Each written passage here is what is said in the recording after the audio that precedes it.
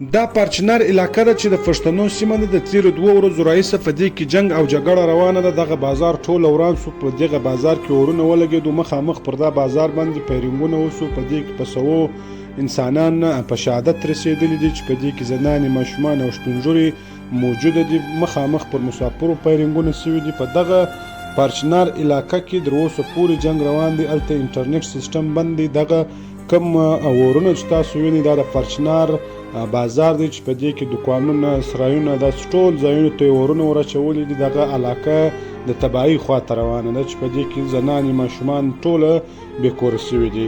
د افسوس خبره دا ده چې پر دې باندې انتظامیه خاموشه ده. تر اوسه پورې هلته جنګ او جګړه دوام لري. هلته انټرنیټ سیسټم هم معطله دی. دغه ویډیو پیغام پر مخ باندې در سره نشر کړي چې د پښتنو در هغه ځایي خلکو پورې ورسېږي چې هلته د هر مذهب تعلق لرونکي خلک دي. په کار دا دی دواړه سایډو ته پښتانه وژل کېږي. دغه د پښتنو وژنه بنده سي. د راتلونکو معلوماتو لپاره زموږ سنګري نیوز در سره فالو کړئ.